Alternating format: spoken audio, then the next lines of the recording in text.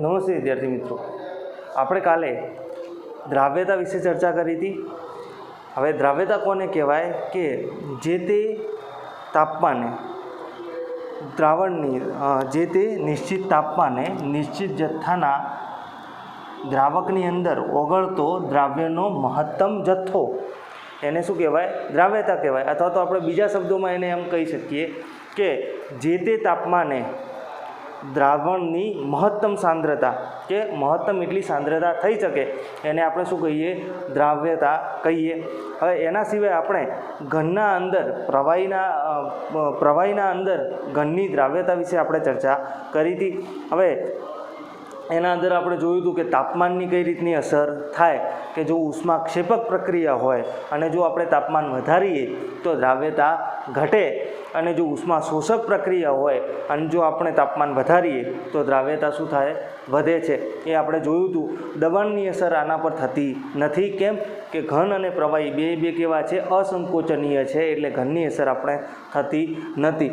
Okay, તો આજે આપણે વાયુઓની પ્રવાહીમાં દ્રાવ્યતા એના વિશે આપણે ચર્ચા કરીશું.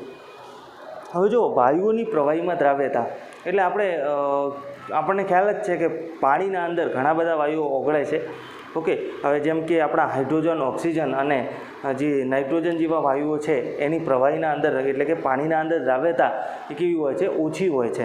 એટલે એટલી ખાલી સફિશિયન્ટ હોય કે જેના લીધે કે જળ સૃષ્ટિ જે છે એ ચાલી શકે, પણ વધારે પ્રમાણમાં હોતી નથી. સામેની સાઈડ જો આપણે જોવા જઈએ તો HCl છે, બરાબર, NH3 છે, આવા જે વાયુઓ છે એની પાણીના અંદર દ્રાવ્યતા વધારે છે. ઓકે, તો આ જે બધી દ્રાવ્યતા છે એ ડિપેન્ડ કોના પર કરે? તો આપણે અહીંયા ચેક એ કરવાનું છે, એટલે કે આપણે અહીંયા જોવાનું શું છે કે જે દ્રાવ્યતા છે વાયુઓની પ્રવાહીના અંદર જે દ્રાવ્યતા છે એના પર તાપમાન અને દબાણની કઈ રીતની અસર થાય છે એ આપણે જોવાનું છે. ઓકે, તો આપણે લખી દઈશું કે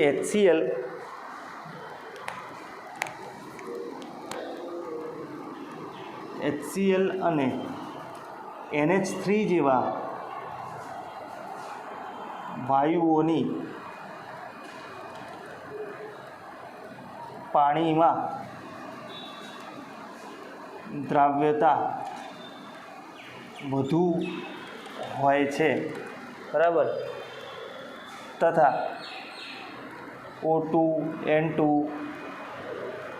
અને હાઇડ્રોજન જેવા વાયુઓની પાણીમાં દ્રાવ્યતા ઓછી હોય છે. પાણીમાં દ્રાવ્યતા એની કેવી હોય? ઓછી હોય છે. ઓકે, હવે વાયુઓની જે પાણીમાં દ્રાવ્યતા છે એટલે કે વાયુઓની પ્રવાહીના અંદર જે દ્રાવ્યતા છે એ કઈ રીતનું હોય છે કે જો જે ઘનની અંદર જે દ્રાવ્યતા હતી કે પ્રવાહીમાં ઘનની દ્રાવ્યતા, ઓકે, અથવા તો ઘનની પ્રવાહીમાં જે દ્રાવ્યતા હતી એના અંદર આપણે જોયું હતું કે એક જે આપણે ઇક્વિલિબ્રિયમ એસ્ટાબ્લિશ થાય એટલે કે સંતુલન સ્થાપિત થતું હતું. ઓકે, હવે અહીંયા પણ એક જાતનું સંતુલન સ્થાપિત થશે. એ કેવું થશે કે હવે આપણે ધારે કે એક તમે કન્ટેનર કોઈ ભર્યું કે જેના અંદર તમે કોઈ પ્રવાહી ભર્યું, હવે આના અંદર એના ઉપર કોઈ વાયુ છે. ઓકે, આના ઉપર કોઈ વાયુ છે, બરાબર. હવે આ અહીંયા એક તમારું ચોપડીના અંદર એવું મૂકેલું કે W1, બરાબર, અહીંયા કોઈ વાયુ છે અને આ જે પિસ્ટન છે એ મૂવેબલ છે, તમે ઉપર નીચે આને કરી શકો. તો અહીંયા જે વાયુ છે, બરાબર, આના અંદર શું થશે કે આના જે કણો છે એ શું છે? સતત સપાટી સાથે અથડામણ પામશે. ઓકે, આ જે પ્રવાહીની સપાટી છે એના ઉપર સતત કેવા થશે? અથડામણ પામશે, બરાબર, અને દ્રાવણના અંદર ઓગળવાનું ચાલુ થશે, બરાબર. હવે થોડી વાર પછી કેવું થશે કે દ્રાવણના અંદર ઓગળતા વાયુના કણો અને દ્રાવણમાંથી બહાર નીકળતા વાયુનો કણો એ કેવા થઈ જશે? સરખા થઈ જશે. ઓકે, એટલે દ્રાવણમાંથી ધારો કે 4 અણુ બહાર નીકળ્યા હોય તો આ બાજુથી દ્રાવણના અંદર 4 અણુ ઓગળશે વાયુના, બરાબર. દ્રાવણના અંદર જો આ બાજુથી 4 અણુ ઓગળે તો બીજી સાઈડથી 4 અણુ બહાર નીકળી જશે. એ રીતનું અહીંયા સંતુલન સ્થાપિત થશે. એટલે ઉપર જે વાયુનું આંશિક દબાણ છે એ કેવું રહેશે? જળવાઈ રહેશે. નીચે વાયુની જે પ્રવાહીમાં દ્રાવ્યતા છે, એટલે કે આ જે તે પ્રવાહી તમે લીધું છે એના અંદર વાયુની જે સાંદ્રતા છે એ પણ કેવી રહેશે? જળવાઈ રહેશે. એટલે આપણે એમ લખી શકીએ કે વાયુ વત્તા પ્રવાહી અને એ શું થશે? દ્રાવણ બનાવે. બરાબર. તો અહીંયા પ્રવાહીની સાંદ્રતા તો આમે અચળ રહેવાની છે. ઓકે, શુદ્ધ પ્રવાહીની સાંદ્રતા તો એમે અચળ રહેવાની. અહીંયા વાયુની બદલાશે અને શેની? દ્રાવણની સાંદ્રતા બદલાશે.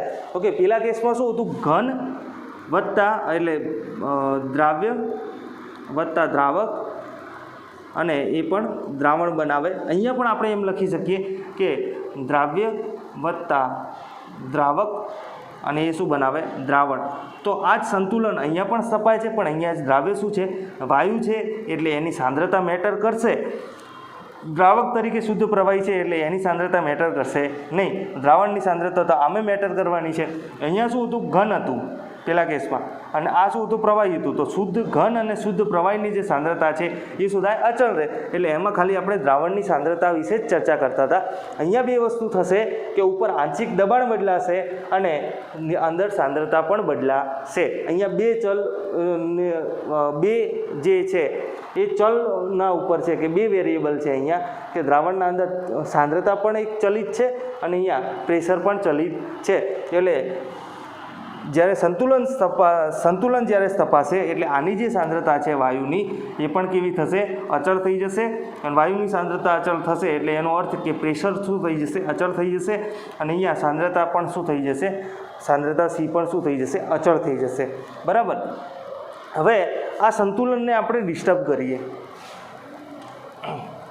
મજા આવે આપણને સંતુલન ડિસ્ટર્બ કરવાની. કાલે પણ કર્યું હતું, હવે આજે પણ કરીએ. ઓકે, તો સંતુલન આપણે ડિસ્ટર્બ કરીએ તો અહીંયા શું થાય કે મેં તમને કીધું હતું કે આ કેવું છે? પિસ્ટન ટાઈપનું છે, મૂવેબલ છે. તો આપણે શું કરીએ કે અહીંયા વજન થોડું વધારે મૂકી દઈએ, કે W2 મૂકી દઈએ, જે રીતે ચોપડીમાં કર્યું છે એ. બરાબર, W2. એટલે અહીંયા પ્રવાહી તો સરખું જ છે, પણ આ જે એરિયા હતો એ શું થઈ ગયો? હવે ઘટી ગયો. એટલે એનો અર્થ એવો કે વાયુનું દબાણ વધી ગયું. તો હવે એનાથી ફરક શું પડશે? તો એનાથી ફરક એ પડે કે અહીંયા જે સપાટી પર પહેલાં જે કણો હતા, સપાટીના એકમ કદના અંદર જે પહેલાં કણો હતા, જો સપાટીના એકમ કદના અંદર જે પહેલાં કણો હતા એના કરતાં હવે કણો વધી ગયા. એનો અર્થ એવો કે અથડામણ વધી. એનો અર્થ શું થયો? કે અથડામણ વધી. હવે અથડામણ વધશે તો એનો અર્થ એવો કે દ્રાવણના અંદર ઓગળતા વાયુના કણોની સંખ્યા પણ વધશે. ઓકે, અથડામણ વધશે તો એનો અર્થ એવો કે વાયુના અંદર એટલે કે દ્રાવણના અંદર જે વાયુ ઓગળે છે એની સંખ્યા, એટલે કે વાયુના અંદર દ્રાવણના અંદર જે વાયુના કણો ઓગળે છે એની સંખ્યા પણ શું થશે? વધશે. ઓકે, હવે આ વધશે તો એનો અર્થ એવો કે દ્રાવ્યતા શું થાય? દ્રાવ્યતા વધે છે. ઓકે, જો સંતુલનના ટર્મમાં વાત કરીએ તો જો આ શું હતું? દ્રાવ્ય હતું વત્તા દ્રાવક અને એ દ્રાવણ બનાવતું હતું. તમે અહીંયા પ્રેશર વધાર્યું તો આની તો ચલો સાંદ્રતા આમે મેટર નથી કરતી. બરાબર. પણ દ્રાવણ શું છે? પ્રવાહી સ્વરૂપ છે. દ્રાવણનું કયું સ્વરૂપ છે? પ્રવાહી. તો દબાણની પ્રવાહી પર તો કોઈ અસર થવાની નથી. એ શું થાય? ખાલી વાયુ પર અસર થશે. તો તમે પ્રેશર વધાર્યું અને અહીંયા વાયુનું દબાણ વધ્યું તો એનો અર્થ એવો કે તમે પ્રક્રિયક બાજુ એની સાંદ્રતા વધારી છે. આ તમે શું કર્યું? અહીંયા પ્રક્રિયકની સાંદ્રતા વધારી. નિપજના અંદર તો કોઈ ફેરફાર પડવાનો નહીં. અહીંયા પ્રક્રિયકની તમે સાંદ્રતા વધારી છે. તો લસટીરીલના પ્રિન્સિપલ પ્રમાણે પ્રક્રિયકની સાંદ્રતા વધી તો સંતુલન શું કરશે? એને ઘટાડવાનો ટ્રાય કરશે. હવે ઘટાડવાનો શું રસ્તો છે?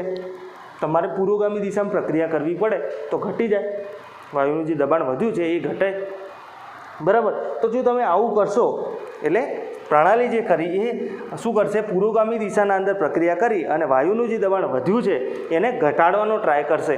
ઓકે, એટલે શું થશે કે અહીંયા જે વાયુના અણુઓ છે એ પ્રવાહીના અંદર ઓગળવાનું ચાલુ થશે.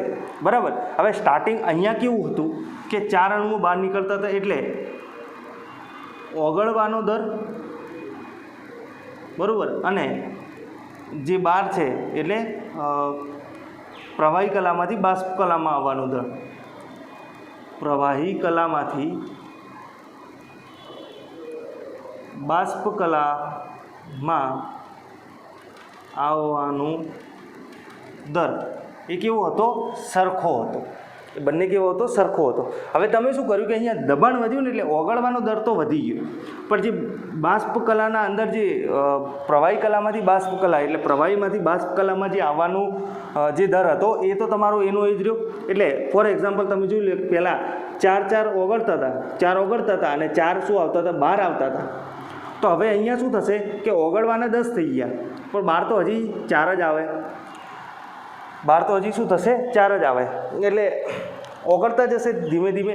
એટલે જ્યારે ઓગળે એટલે શું થાય? અહીંયા દ્રાવણની સાંદ્રતા વધે. જ્યારે વાયુઓ ઓગળે એટલે શું થશે? એ દ્રાવણની સાંદ્રતા, દ્રાવણના અંદર જે છે એ સાંદ્રતા વધે વાયુની. એટલે દ્રાવણની સાંદ્રતા વધે એટલે સંતુલન શું કરશે? એને થોડું પુરોગામી દિશાની પણ પ્રક્રિયા વધી જશે.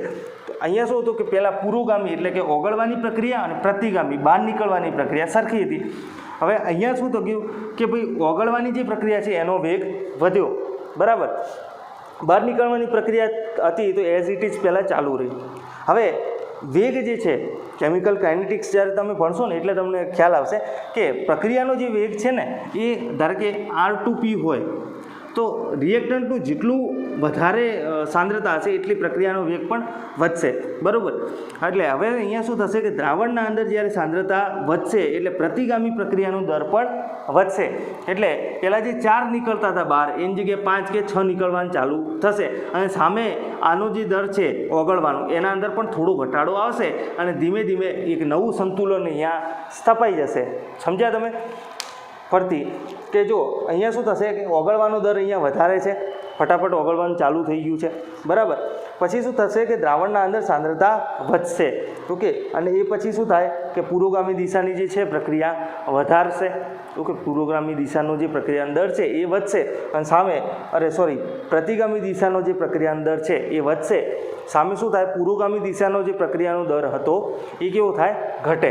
એટલે પહેલાં 10 ઓગળતા હતા એ ઘટી અને 6 ઓગળતા થઈ જાય, અને પહેલાં 4 બહાર નીકળતા હતા એ વધી અને પછી 6 બહાર નીકળતા થઈ જાય, અને એ પછી શું થાય? નવું સંતુલન સ્થપાઈ જાય, ઓકે. અને આ જે છે એ તમારી નવી. તો હવે જો હવે આના અંદરથી ફાયદો શું થયો? તો ફાયદો એ થયો કે દ્રાવણના અંદર જે વાયુની સાંદ્રતા હતી એ કેવી ગઈ?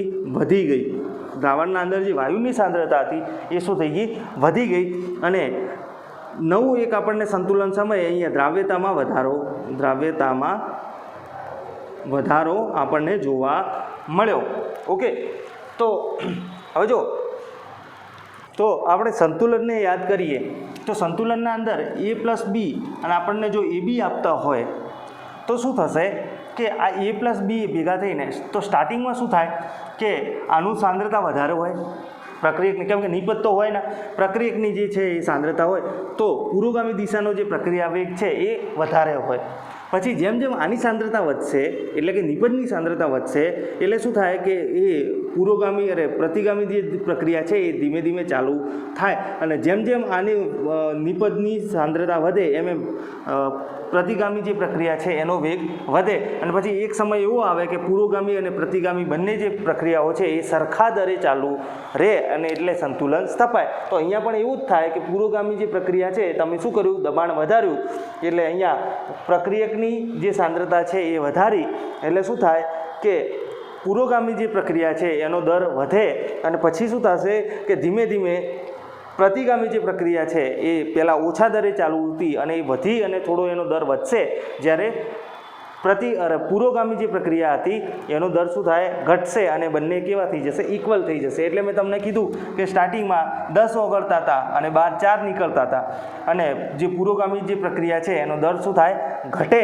એટલે ઘટી અને 6 ઉપર આવે, જ્યારે આ વધી અને 6 ઉપર આવશે અથવા તો 7 ઉપર આવશે કે જે હોય, બરાબર. ટૂંકમાં શું થશે? સરખા થઈ જશે, અને એ ચક્કરમાં અહીંયા દ્રાવ્યતાનો અંદર તો વધારો થાય. એટલે ઇન શોર્ટ આપણે એમ કહી શકીએ કે વાયુના અંદર જ્યારે આપણે દબાણ વધારીએ તો જે દ્રાવ્યતાના અંદર જે છે એ વધારો થાય, ઓકે. હવે આનું જે ડિસ્ક્રિપ્શન છે એ તમારી ચોપડીના અંદર આપેલું છે કે દબાણના વધારા સાથે વધે છે અને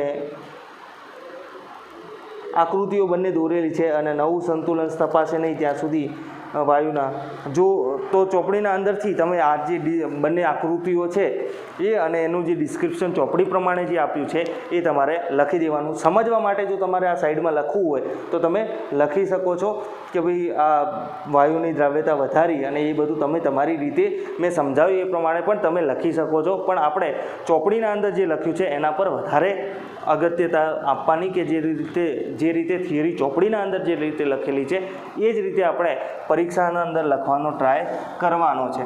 ઓકે, હવે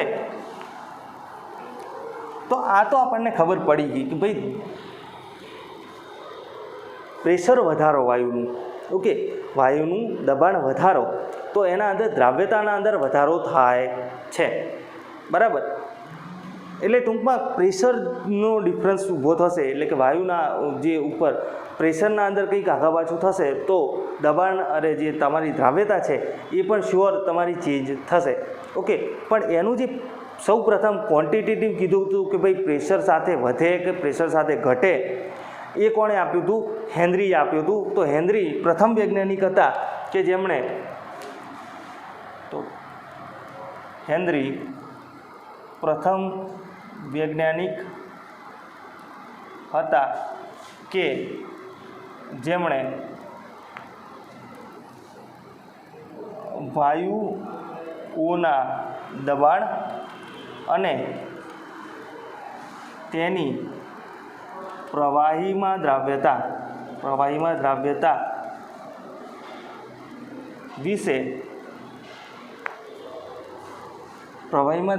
વિશે આપણને એક ક્વોન્ટિટેટિવ રિલેશન આપ્યું હતું કે પ્રવાહીમાં દ્રાવ્યતા વિશે નિયમ આપ્યો અથવા તો આપણે ચોપડીનો શબ્દ પ્રમાણે લખી દઈએ કે જથ્થાત્મક સંબંધ આપ્યો કે દ્રાવ્યતા વચ્ચે વાયુના દબાણ અને તેની પ્રવાહીમાં દ્રાવ્યતા વચ્ચે જથ્થાત્મક સંબંધ આપ્યો, બરાબર. એ શું હતું કે એમણે એમ કીધું કે વાયુઓની પ્રવાહીમાં દ્રાવ્યતા એ એના વાયુના આંશિક દબાણના સમપ્રમાણમાં હોય છે. એટલે વાયુનું આંશિક દબાણ જો તમે વધારો તો દ્રાવ્યતા વધે, આંશિક દબાણ તમે ઘટાડો તો દ્રાવ્યતા શું થાય? ઘટે.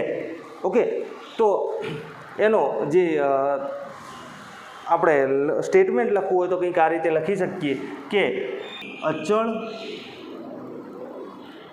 તાપમાને,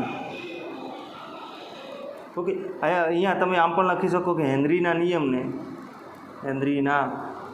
નિયમને નીચે મુજબ નિવેદિત કરી શકાય. ઓકે, હવે આ હેનરીનો જે નિયમ છે આગળની જે ચર્ચા કરી એનાથી આ પછી જે આપણે હેનરીનો નિયમ છે એ આઈએમપી થિયરી પણ છે. ઓકે, એટલે અહીંયા હેનરીનો નિયમ, ઓકે, ઘણી વખત પૂછાઈ જાય છે પરીક્ષાના અંદર. તો અચળ તાપમાને વાયુઓની પ્રવાહીમાં દ્રાવ્યતા તેના આંશિક દબાણના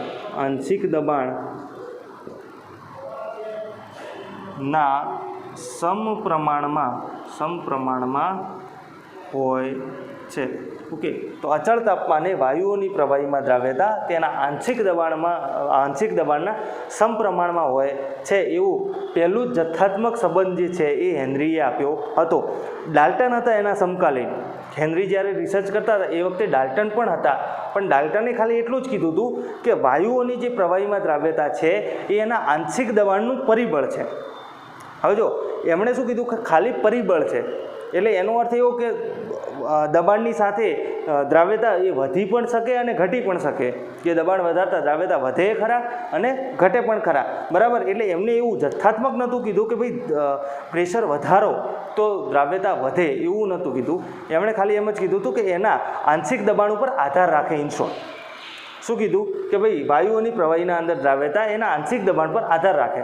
ઓકે, એને એવું નહોતું કીધું કે ભાઈ ઘટે અથવા વધે. જ્યારે હેનરી જે હતા હેનરીએ શું કીધું કે અચલ તાપમાને વાયુઓની પ્રવાહીમાં દ્રાવ્યતા તેના આંશિક દબાણના સમપ્રમાણમાં હોય છે. એટલે એનો અર્થ એવો કે અહીંયા સમપ્રમાણની વાત છે કે વધારા સાથે વધે એટલે આંશિક દબાણના વધારા સાથે વધશે અને આંશિક દબાણના અંદર ઘટાડા સાથે શું થશે? ઘટશે. બરાબર. તો જો અહીંયા આપણે જો દ્રાવ્યતાને મૂળ અંશના પર્યાયમાં લઈએ, મૂળ અંશના પર્યાયમાં લઈએ, દ્રાવ્યતા આપણે માપવી તો પડશે ને. આપણે કીધું કે દ્રાવ્યતામાં એની પ્રવાહીમાં દ્રાવ્યતાના સમપ્રમાણમાં હોય છે. એટલે દ્રાવ્યતા વધશે તો પણ તમે કયા એકમમાં માપશો? મોલારિટી પ્રમાણે આપણે અથવા તો કોઈ પણ જે સાંદ્રતાનો એકમ છે એના અંદર આપણે માપવું તો પડશે જ. કેમ કે દ્રાવ્યતા શું થશે કે તમે એમ કહો કે આટલા ગ્રામ ઓગળે તો એ તો તમે જથ્થો વધારો અથવા ઘટાડો તો એ તો ચેન્જ થઈ જાય. એટલે આપણે શું કરવું પડે? એને દ્રાવ્યતાના અંદર જ્યારે આપણે ઇન જનરલ લખતા હોઈએ તો આપણે શું કરવું પડે કે એની દ્રાવ્યતા કોઈ પણ કોન્સન્ટ્રેશન ટર્મના અંદર બતાવવી પડે. તો અહીંયા આપણે શું કરશું? મૂળ અંશના પર્યાયમાં લઈએ તો દ્રાવણના મૂળ અંશના પર્યાયમાં આપણે જે દ્રાવ્યતા છે એને સાંદ્રતાના એકમમાં લેવી પડશે. તો આપણે એને આ રીતે લખી શકીએ કે દ્રાવણમાંના વાયુના મૂળ અંશ એ દ્રાવણની ઉપર રહેલા વાયુના આંશિક દબાણના સમપ્રમાણમાં હોય છે. ઓકે. તો આપણે આ રીતે એને નિવેદિત કરી શકીએ. બરાબર. પણ તો હેનરીનો જે નિયમ છે એ મુખ્યત્વે આ રીતે નિવેદિત થાય છે કે હેનરીનો નિયમ મુખ્યત્વે નીચે મુજબ નિવેદિત કરી શકાય છે કે બાષ્પકલામાં વાયુનું આંશિક દબાણ P એ દ્રાવણમાંના વાયુના મૂળ અંશને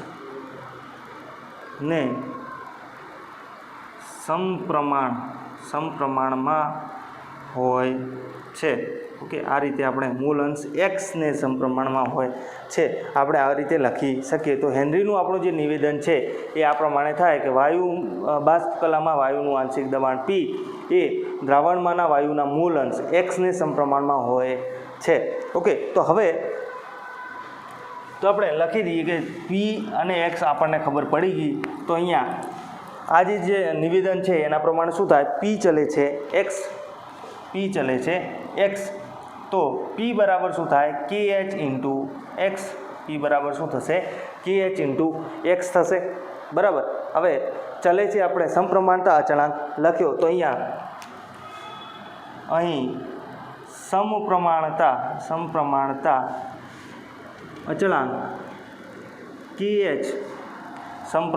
અચળાંક KH ને હેનરીનો અચળાંક કહે છે. સમપ્રમાણતા અચળાંક KH ને શું કહેવાય? હેનરીનો અચળાંક કહે છે. બરાબર. હવે જો આપણે એક ગ્રાફ દોરીએ કોઈ કે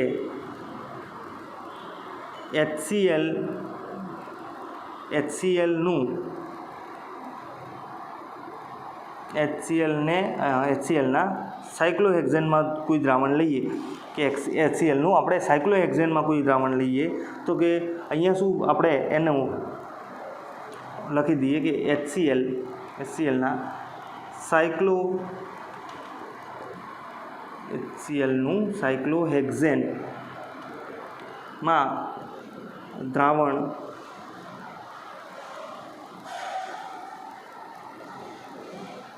દ્રાવણમાં તેના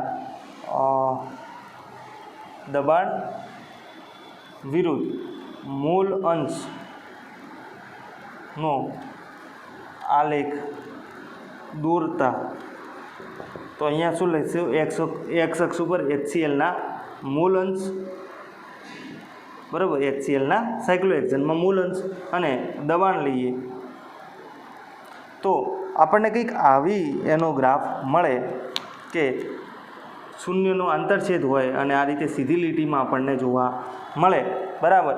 તો અહીંયા પણ થાય જ છે, જો સીધી લીટીમાં મળવાનો જ છે, કેમ કે જો આને y=mx+c થી કમ્પેર કરીએ, y=mx+c થી કમ્પેર કરીએ તો y ઉપર તમે p લીધું, x ઉપર તમે x લીધું, એટલે કે મૂળ અંશ લીધા એ, બરાબર.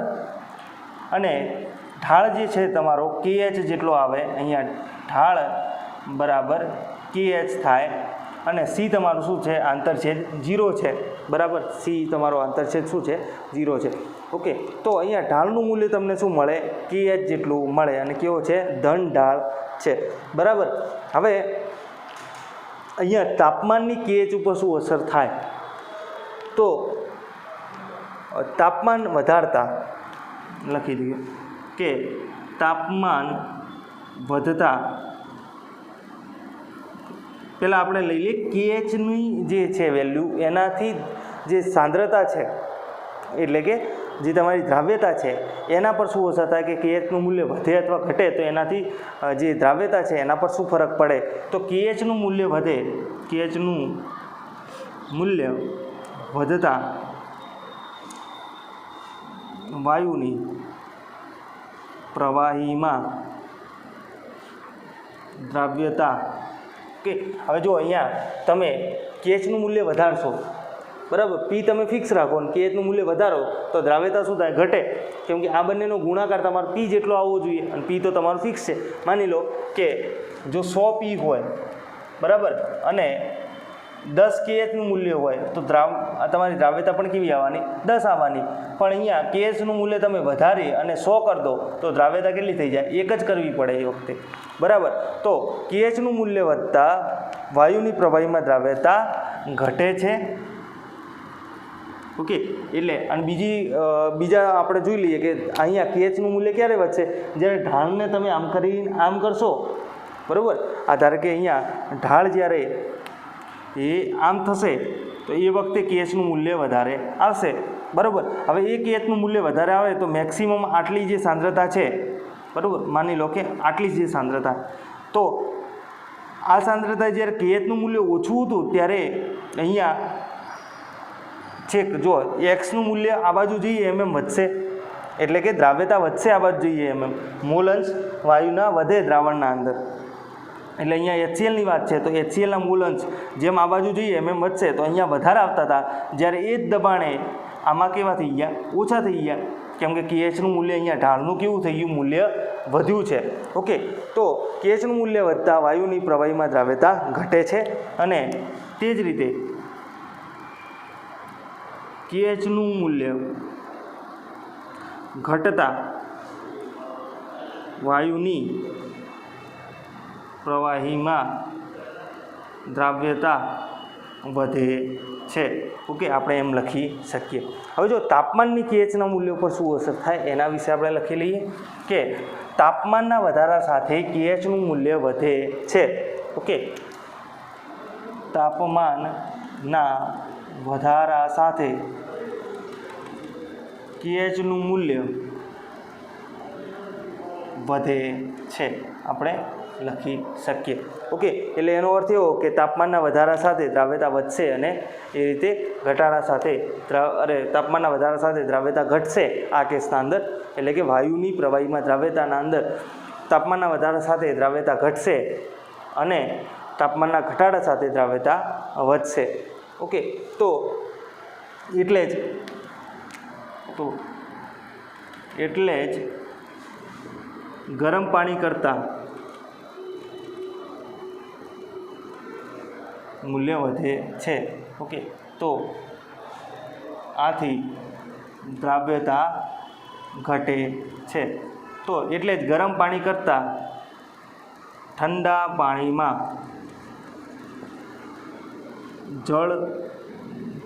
જળસૃષ્ટિ વધુ અનુકૂળતા અનુભવે અનુભવે છે. ઓકે, જળસૃષ્ટિ વધુ અનુકૂળતા અનુભવે છે. એટલે શું થશે કે જ્યારે તાપમાન ઓછું હશે એટલે શું થશે, વાયુઓની પ્રવાહીમાં દ્રાવ્યતા વધારે હશે. એટલે એનો અર્થ એવો કે ઓક્સિજનનો જે પ્રવાહીના અંદર દ્રાવ્યતા, એટલે કે ઠંડુ પાણી છે, જેમ કે આપણે શિયાળાનો કોઈ ટાઈમ લઈ લઈએ અને આ બાજુ એન્ટાર્કટિકા સાઈડનું કોઈ આપણે મહાસાગર લઈ લઈએ. હવે એના અંદર શું છે કે પ્રવાહી એટલે જે મહાસાગર છે એ કેવો હશે, ઠંડો હશે.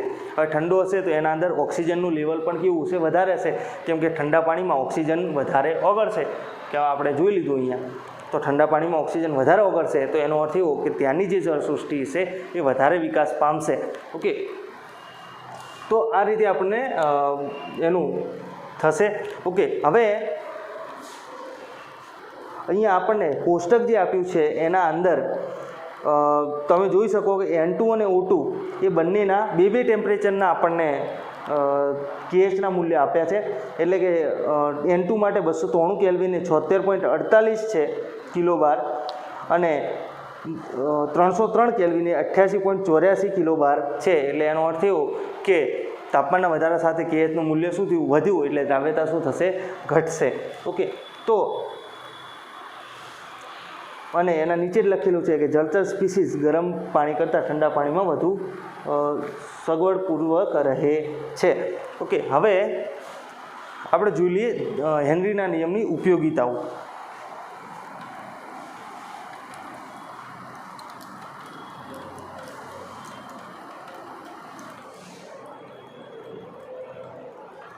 તો હેનરીના નિયમની ઉપયોગિતાઓ.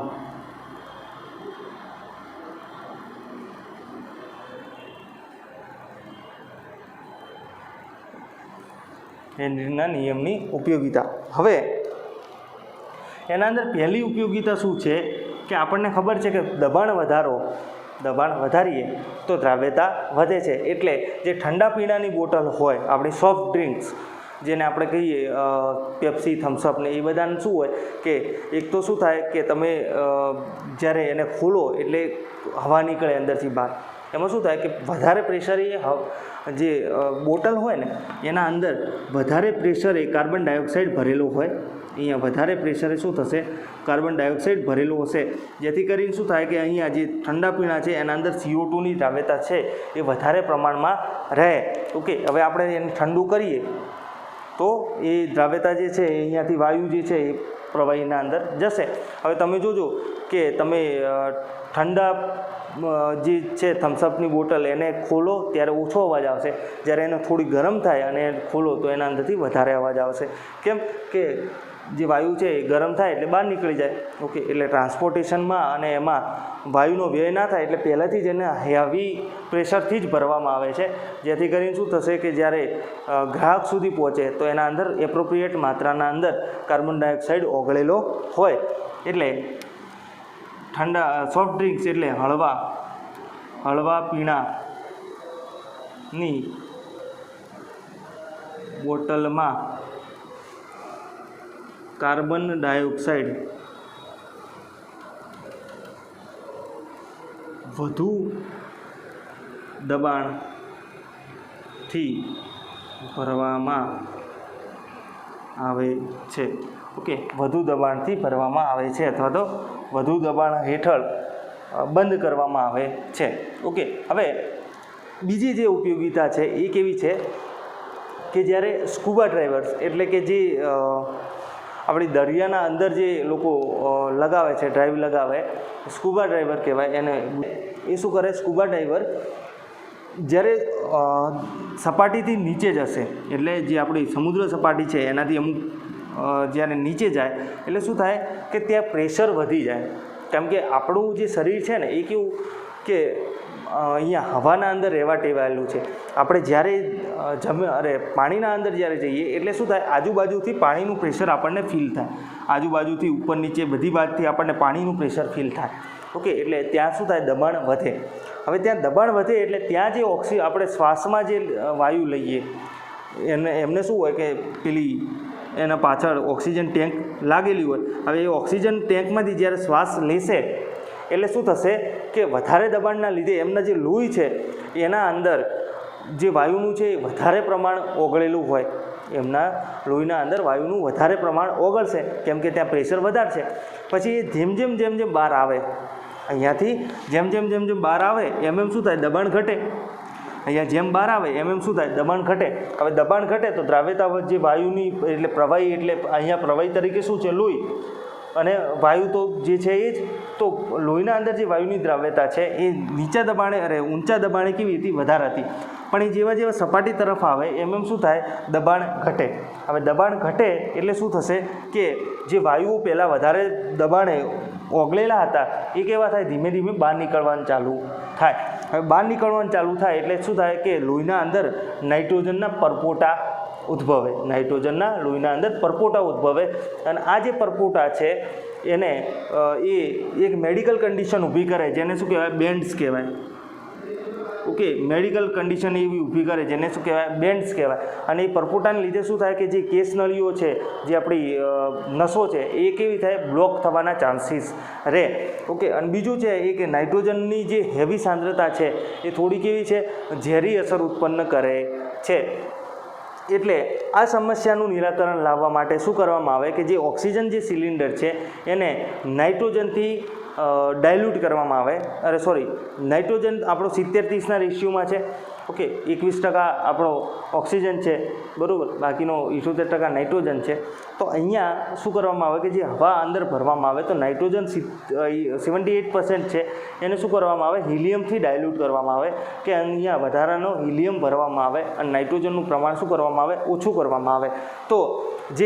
તો સ્કુબા ડાઈવર જે બોટલ યુઝ કરે છે ઓક્સિજનની, એના અંદર 56.2% નાઇટ્રોજન હોય. હવે 11.7% તમારું શું હોય, હિલિયમ હોય. ઓકે, હવે બાકીનો જે વધે એટલે કે 32.1% તમારો શું હોય, ઓક્સિજન હોય. તો અહીંયા શું કર્યું કે 78% જે નાઇટ્રોજન હતો એને હિલિયમ નાખી અને ડાયલ્યુટ કરી દીધું અને ઓક્સિજનનું જે છે એ થોડું પ્રમાણ વધારી દીધું. ઓકે, તો આ રીતે હોય છે. હવે ત્રીજી ઉપયોગિતા છે એના અંદર શું થાય કે હેનરીના નિયમની એપ્લિકેશન પણ આપણે કહી શકીએ, અને ઉપયોગિતા તો ના કહેવાય, એપ્લિકેશન પણ કહી શકીએ કે જે તે ઘટનાઓ થાય છે એને આપણે સમજવા માટેની મદદ મળી. ઓકે, હવે જ્યારે પર્વતારોહકો જ્યારે ઊંચાઈ ઉપર જાય, એટલે કે ઊંચી સપાટી ઉપર જાય, ટેકરા ઉપર, એટલે કે જે આ હિમાલય અથવા તો ગમે તે એવરેસ્ટ ઉપર જ્યારે જતા હશે, એટલે ત્યાં શું થાય કે દબાણ ઓછું હોય બહારનું. બહારનું દબાણ ઓછું હોય એટલે શું થાય કે બોડીના અંદર ઓક્સિજનની જે દ્રાવ્યતા છે એ કેવી થઈ જાય, ઓછી થઈ જાય. હવે ઓક્સિજનની દ્રાવ્યતા ઓછી થઈ જાય એના લીધે શું થાય કે મસલ્સના અંદર જે ઓક્સિજન પહોંચતો હોય એ કેવો થઈ જાય, ઓછો થઈ જાય. તો એના લીધે શું થાય, પહેલું તો અશક્તિ આવે, બરાબર, એટલે કે વીકનેસ ફીલ થાય. બીજું કે મગજના અંદર પણ ઓક્સિજનનો અભાવ ઉત્પન્ન થાય, એટલે એના લીધે શું થાય, નિર્ણય જે શક્તિ હોય તમારી, નિર્ણય શક્તિ ઓછી થઈ જાય તમારી. તમે પ્રોપર જોઈ ના શકો, પ્રોપર ડિસિઝન ના લઈ શકો, એ થઈ જાય. અને આ જે કન્ડિશન છે એને એનોક્સિયા કહેવાય.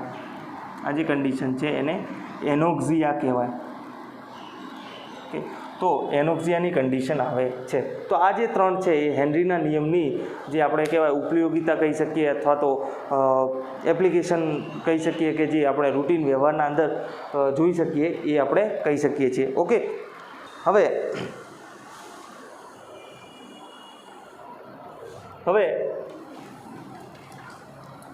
આ જે છે એના ઉપર આપણે દબાણની અસર વિશે ચર્ચા કરી કે વાયુની પ્રવાહીમાં દ્રાવ્યતા છે એના ઉપર દબાણની અસર કઈ રીતે થાય. તો એના ઉપર તો આખો હેનરીનો નિયમ જ છે, બરાબર. તો તાપમાનની અસર કઈ રીતે થાય છે એ આપણે જોઈએ, બરાબર. તો હવે અહીંયા શું થશે કે આ પ્રવાહી છે, બરાબર, એના અંદર આ વાયુ શું થાય, ઓગળે છે. ઓકે, તો આને આ વાયુના અંદર પ્રવાહીમાં આ વાયુ ઓગળે એટલે એનો અર્થ એવો કે વાયુ એ છે એ વાયુ સ્વરૂપમાં હતો. વાયુ જે અહીંયા દ્રાવ્ય જે છે એ વાયુ સ્વરૂપમાં હતો, એમાંથી શું આવે, પ્રવાહી સ્વરૂપમાં આવે છે, આપણે એવું કહી શકીએ. ઓકે, તો આનો અર્થ એવો કે અહીંયા સંઘનન થાય છે, એવું કહી શકાય. સંઘનન એટલે શું થાય? ઠારણ, ઠંડુ પડવું. બાષ્પનું સંઘનન થાય અને પાણી બને, વરાળનું સંઘનન થાય અને પાણી બને. તો એ રીતે અહીંયા સંઘનન સાથે આપણે સરખાઈ શકીએ કે આ વાયુ સ્વરૂપે હતો એમાંથી શું થાય? પ્રવાહી સ્વરૂપે આવે તો આપણે એનો અર્થ એવો થાય કે સંઘનન થાય છે એમ કહી શકીએ. તો અહીં વાયુની પ્રવાહીમાં દ્રાવ્યતાને સંઘનન સાથે સરખાવી શકાય. બરાબર. તો હવે જો તાપમાન વધશે તો અહીંયા જે સંઘનનનો દર છે એ તો ઘટવાનો છે, કેમ કે તાપમાન જેટલું ઓછું હશે તો સંઘનન એટલું વધારે થશે. તો સરખાવી શકાય. તો તેથી તાપમાન વધતા અહીં દ્રાવ્યતા અહીં સંઘનન ઘટશે, સંઘનન ઘટે તેથી દ્રાવ્યતામાં પણ ઘટાડો થાય છે. દ્રાવ્યતામાં પણ ઘટાડો થાય છે, આપણે એવું લખી શકીએ. બરાબર. ચોપડીના અંદર તમને આ રીતે આપેલું છે કે વાયુની પ્રવાહીમાં દ્રાવ્યતા પ્રવાહના તાપમાનના વધારા સાથે ઘટે છે. જ્યારે ઓગળેલો હોય ત્યારે વાયુના અણુઓ પ્રવાહી કલામાં હોય છે અને વિલયનની પ્રક્રિયા એટલે ડિઝોલ્યુશનની જે પ્રક્રિયા છે એને સંઘનન સાથે સરખાવી શકાય. અને આપણે છેલ્લા વિભાગમાં અભ્યાસ કર્યો કે વિલયનની પ્રક્રિયા એ ગતિશીલ સંતુલનને સમાવિષ્ટ કરે છે. તો લસેટિરલના નિયમને અનુસરે. હવે જે વિલયનની પ્રક્રિયા છે કે અહીંયા લસેટિરલ, જો આના અંદર શું કહે છે કે લસેટિરલના નિયમને અનુસરે અને વિલયનની પ્રક્રિયા કેવી છે? ઉષ્માક્ષેપક છે. ઓકે. એ કેમ કે સંઘનનની જે પ્રક્રિયા છે ને ઉષ્માક્ષેપક હોય. કેમ કે વાયુ જે હોય ને એ શું કરે? જે એની ઉષ્મા હોય એ આપે, પર્યાવરણમાં રિલીઝ કરે, એના પછી એ વાયુ સ્વરૂપમાં પ્રવાહી સ્વરૂપમાં રૂપાંતર પામે. ઓકે. હવે જો આપણે 11થમાં તમને ખબર હશે કે ઉષ્મીય ઉર્જા વધારે હોય, વાયુના અણુની ઉષ્મીય ઉર્જા વધારે હોય, એના અંદર જો તમે ઘટાડો કરો તો એ પ્રવાહી સ્વરૂપમાં આવે. તો વાયુને જો પ્રવાહી સ્વરૂપમાં આવવું હશે તો એની ઉષ્મીય ઉર્જાને શું કરવું પડે? રિલીઝ કરી દેવી પડશે. તો એ રિલીઝ કરશે અને પ્રવાહી સ્વરૂપમાં આવશે તો અહીંયા ઉષ્મા શું થાય? રિલીઝ થાય છે, દૂર થાય છે. એટલે આ જે પ્રક્રિયા છે એ કેવી હોય? ઉષ્માક્ષેપક પ્રક્રિયા હોય છે. અને ઉષ્માક્ષેપક પ્રક્રિયા હોય તો આપણને ખબર જ છે કે સંતુલનના અંદર કોઈ પ્રક્રિયા છે અને એ કેવી છે? ઉષ્માક્ષેપક છે. તો તાપમાનના વધારા સાથે અહીંયા શું થશે? ઘટાડો થશે. ઓકે.